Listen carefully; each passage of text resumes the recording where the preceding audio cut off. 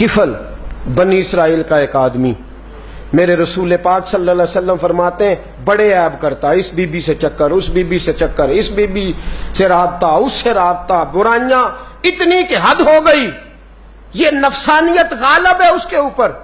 ایک عورت آئی کہنے لگی کفل بچے بھوکے ہیں، تو امیر آدمی ہے، 60 دینار چاہیے۔ کہنے لگا تیرا رنگ گورا ہے، پہلے منہ کالا کر۔ اس نے کہا غریب ہوں، بچوں نے مجبور کر دیا ہے، کہنے لگا نہیں پہلے میرے ساتھ منہ کالا کرے گی۔ کہا اچھا میں رات کو آؤں گی۔ عورت رات کو آئی، کفل نے ہاتھ آگے بڑھایا تو بی بی کانپنے لگی، کہنے لگا کوئی نہیں دیکھ رہا، کوئی نہیں دیکھ رہا، کوئی نہیں۔ بی بی کہنے لگی ذرا اندر کی آنکھیں کھول، اللہ تو دیکھ رہا ہے، اندر کی کھولنا، اللہ تو دیکھ رہا ہے، تو کیسے کہتا ہے کوئی نہیں دیکھ رہا؟ بس دل پہ چوٹ آئی، کانپا، 60 دینار دیے، بی بی کو واپس بھیج دیا۔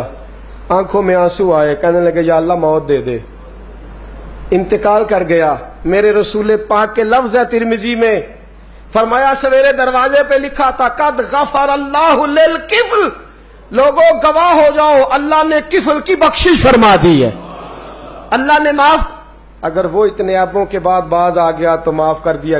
میرے دوست ہم بھی باز آ جائیں، جب جمعے کی نماز میں سر سجدے میں رکھے تو کہ یا اللہ امت کی ساری بیٹیاں میری بہنیں ہیں، یا اللہ ساری بہنیں میری بہنیں ہیں، اے اللہ میں جس کو دیکھوں گا بہن کی نظر سے دیکھوں گا، جس کو دیکھوں گا بیٹی کی نہیں۔ اور یاد رکھیں رسول پاک صلی اللہ علیہ وسلم نے فرمایا جس کو نماز میں مزہ نہیں آتا، ذکر میں مزہ نہیں آتا، وہ نظر پاک کر لے، اگر نظر پاک ہو گئی تو عبادت میں دل لگنے لگ جائے گا، حدیث ہے دل لگے گا۔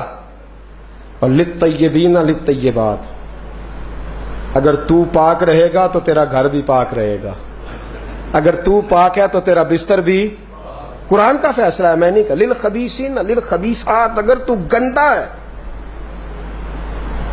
تو مت امید رکھنا کہ تیرے گھر میں پاکیزگی رہے گی، جیسی کرنی ویسی بھرنی پر بات آئندہ جمعے کروں گا، لیکن یہ اتنی سی بات یاد رکھے، فرمایا قرآن نے کہ پاک مردوں کے لیے پاک عورتیں ہوتی ہیں اور خبیث مردوں کے لیے، یہ قرآن کہہ رہا ہے، میں نہیں کہہ رہا، کوئی قول نقل نہیں کر رہا، گندے مرد اور ان کے لیے اور پاک مرد، اخلاق کی بات نہیں کی، اخلاق برے ہو سکتے ہیں عورت کے، کوئی کچھ بھی ہو سکتا ہے، لیکن اگر تو زندگی پاک گزارے گا تو تیرے گھر میں آنے والی بی بی اس حوالے سے وہ بھی بے حیا نہیں ہوگی، اس کا بھی کسی مرد سے چکر ہے۔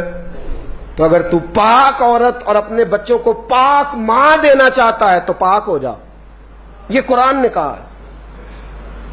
ملا رومی کہتے ایک شخص تھا بڑا نیک آدمی، سونار کا کام کرتا تھا، بڑا نیک اور بڑا لوگوں کا غریبوں کا خیال رکھنے والا، چھوٹا سا بچہ اس نے اٹھایا، بیچارہ لاوارث تھا، گھر لایا، پالا، اس کی بیوی نے ماں بن کے بچے کو پالا، جوان ہو گیا۔ وہ سونار کہتا ہے زندگی بھر نظر خراب نہیں ہوئی، پتہ نہیں کیا جرم ہوا، بڑھاپے میں عورت کے ہاتھ میں چوڑی ڈالنے لگا تو اس کی نرم و نازک خوبصورت کلائی نے مجھے مائل کیا، شہوت کے ساتھ ہاتھ رکھا، بس ہاتھ رکھا، گھر گیا تو بیوی دروازے پہ کھڑی ہے۔ میں نے کہا کیا ہوا؟ دروازے پہ کھڑی ہے۔ کہنے لگی سچ بتا تو نے آج کوئی گناہ کیا ہے؟ سچ بتا تو نے کوئی جرم کیا ہے؟ میں نے کہا کیا ہوا؟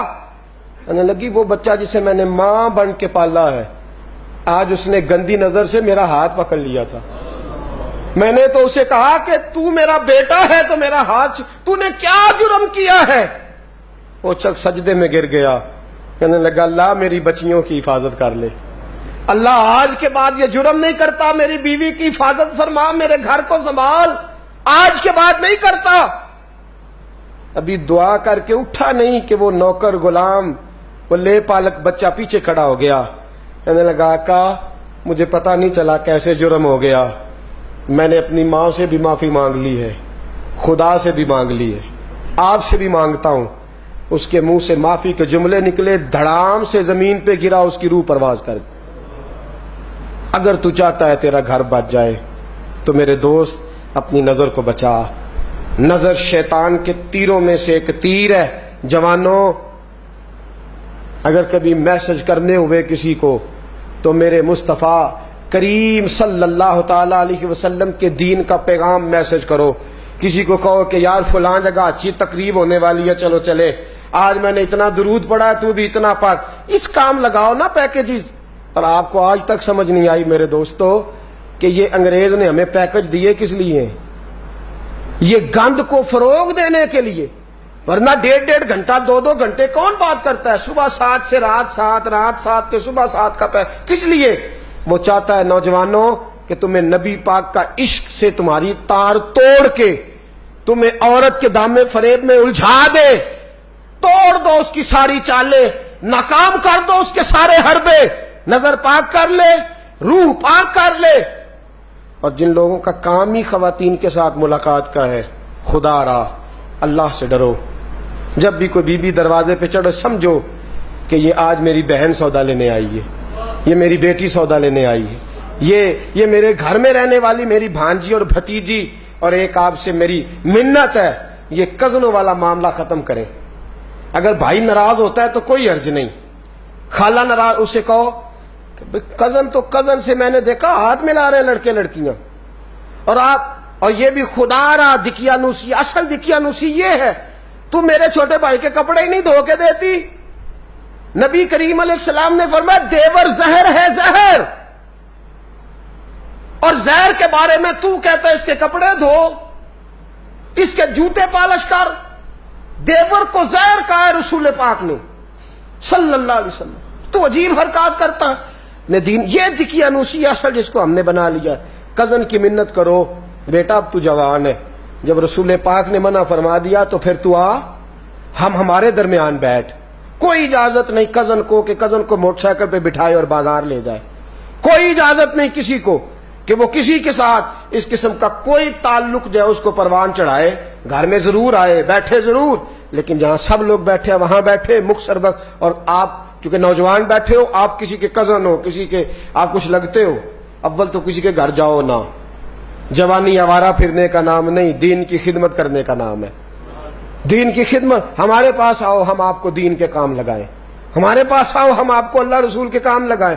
آپ کو بتلائیں قرآن کتنا پڑھنا ہے، اس کو درست کرو، تلفظ ٹھیک کرو، ضروریات دین سیکھو، دین کے معاملات میں دلچسپی، نعت سیکھو، قرآن سیکھو، عبادات سیکھو، اپنے وقت کو بچاؤ اور جانا ہی کم کر دو. اور اگر جاؤ بھی کبھی خالہ سے ملنے، چاچو سے ملنے، انکل سے ملنے، پھپھی سے ملنے، تو ضرورت کے تحت جاؤ، ضروری کام کرو اور لوٹ آؤ.